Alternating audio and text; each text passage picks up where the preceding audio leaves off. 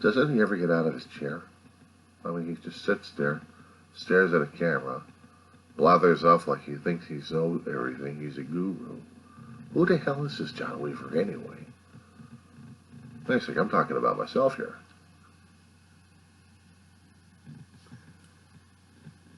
Things I've seen and noticed these days, how strange they are compared to what people take them for granted and normal.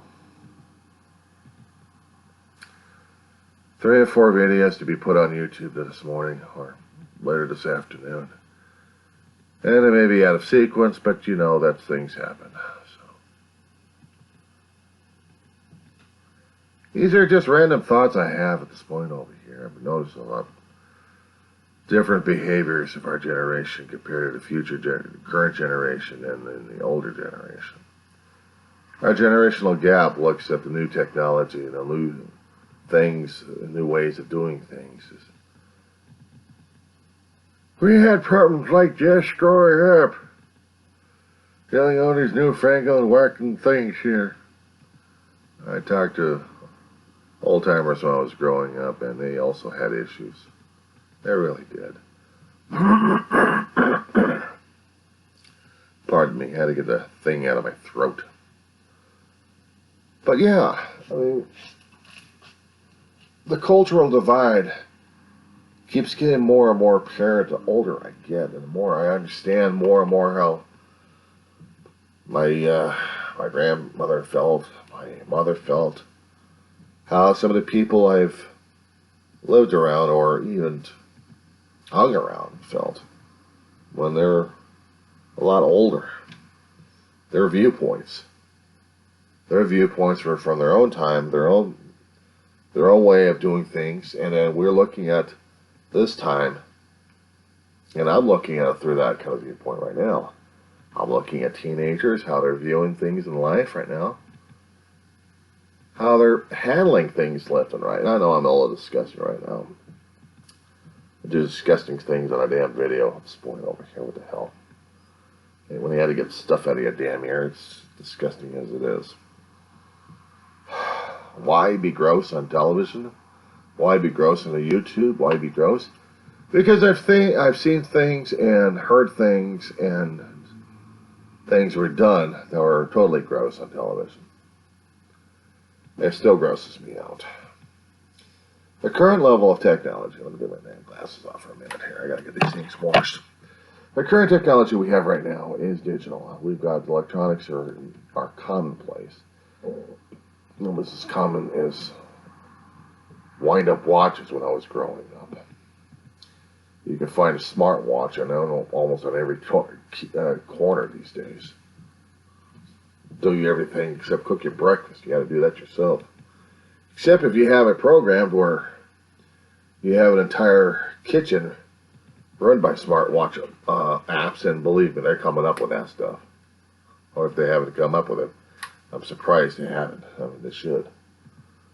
I mean, make an app that runs an entire kitchen, and by the time you wake up, you've got your breakfast ready to go. God, it's scary. Well, we thought the Jetsons were futuristic with all that stuff. They got the push-button stuff here. And the robots on the wheels. And the flying jets and jetpacks and television watches and teleconferencing. I'm looking at today's technology these days, and I'm just amazed with it. How people are still dealing and coping with the stuff we've got these days. It's scary as hell. Try this, picture manipulation. And I said this on a few other older videos at this point over here, and it still gets to me as a psychological crutch.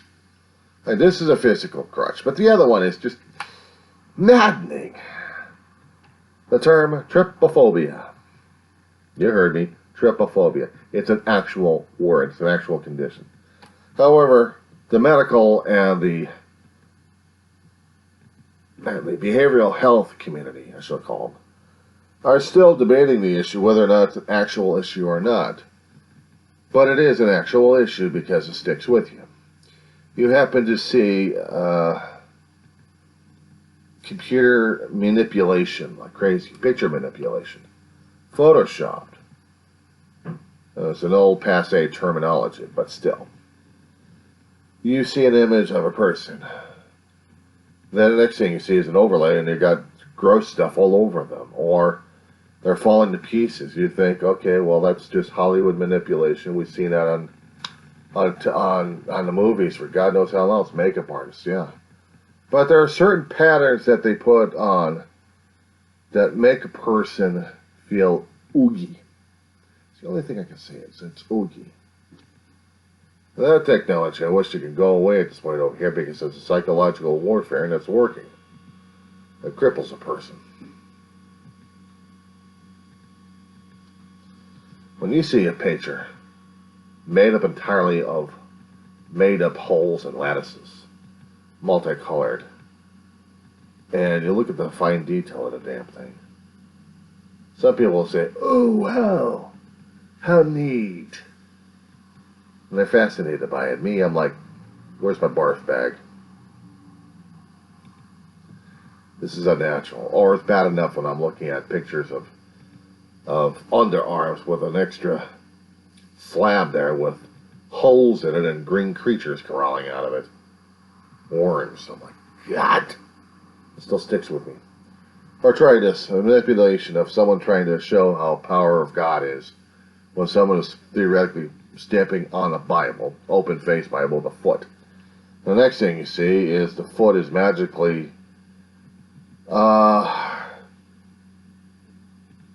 holed with multiple holes on it. And some of the people who are into photography, digital photography, noticed that these things don't happen. They're all computer images because nothing in nature ever happens like that, and nothing in reality happens like that. So it's digital reality that's happening. It's changing perspectives left and right. There's no way in hell I'm going to be getting to that kind of level. It was bad enough I was able to make a video tribute concerning about my brother and my mother at this point over here, but that kind of situation regarding me, forget it. No. The kind of thing we're talking about here, we're talking about people sophisticated enough of doing this thing on their smartphones and also their laptops. It's just gross as hell. They got videos on YouTube about this thing. They got things on Google, and it's just, it makes me want to go crazy and oogie, and it's been discussed in different blogs that it's a human brain thing going on at this point over here where it's a fight or flight syndrome situation. You see something that gross, you gotta run away from it. It's an instinct, basically, they call it. I don't know why it's just oogie and you just want to fight the damn thing. I've seen repetitive patterns before, okay? I've seen repetitive patterns on many things before I did the trypophobia, and it never even bothered me. There was no trigger for the damn thing until I see this one picture circulated among Facebook, and I had to keep reporting the damn thing left and right to group administrators of different groups, and also to Facebook, get this shit off of here. This is damaging. This is health rendering. Some people thought it was cute. But shit like that doesn't deserve to be on Facebook. Or social media, for that matter. This stuff is gross, and it is violation. Now, if we're going to be talking about legalities at this point over here regarding First Amendment rights, there are companies that you contract with that offer you a semblance of freedom or an illusion of freedom, as long as you follow their guidelines. If they go beyond the guidelines, and there's enough complaints concerning about the work itself, whatever the hell it is, and then you no longer have that freedom or luxury to post that stuff on there, despite how many times you keep posting the First Amendment and throwing it in the face. You made a contract. You made a contract with them. Doesn't take a legal legal expert to find this shit out. It just takes when you're reading the damn terms and agreements. And who does that? You click on the OK and then that's it. You think you're safe. No, you're not. because you're now being subject by that particular group, that particular page, and you're under their guidelines. And if you happen to break them, well, you don't get to use them anymore, now do you? There may be points where they want to sue the living crap out of you. And I haven't heard anything about that one yet. But this is what things is for my lifetime right now. In reality speaking, I'm surrounded by clutter. Clutter here, clutter there, clutter here, clutter there, clutter, clutter, clutter. My life is cluttered. My life is life. My life throws clutter at me, and I'm buried by it, and I have to deal with it. I live in a clutter of mind. I live in a clutter of soul. I live in a cluttered environment physically. Junk, junk, junk, junk, junk. But that's what it is. I still have to take care of myself. I still have to learn how to take care of myself. Do you think a 54-year-old at this point over here would have been able to take care of himself easily enough when he's an old fart, as he was when he was 20s and 30s? Well, yeah. In 20s and 30s, you had a different mindset during that time. You had a different body during that time. You had different physical abilities during that time. I know I had. I wasn't strong as Popeye the Sailor Man or the Incredible Hulk. But I did have stamina, and I did have a good back at the time. And I did have better health than I have right now. The older you get, the worse you get. Your body really starts deteriorating. Unless you keep up in keeping up with the health and continuation of your body, including skin, by the way. Including skin. A lot of stuff in my skin. A lot of dry patches of skin I keep scratching at from time to time. Only because I've had so much stuff happening to my skin in the past couple of years that there are certain areas that toughen up left and right, and it drives me crazy. It just, psychological, it itches. So I have to take care of it. Sometimes I scratch at it and it bleeds. Things are getting old. I've seen my brother's skin like that at one time. And what also scared the living crap out of me is how protective he had to be of his skin. Despite the fact his skin would be toughened up with certain calluses left and right, he had a skin that turned into tissue paper. Because of his health condition he had before he passed away, at the age of 60, his skin was deteriorating left and right on him, and he didn't even realize it. A fingernail that's been even manicured, raking against the skin, would tear the skin apart.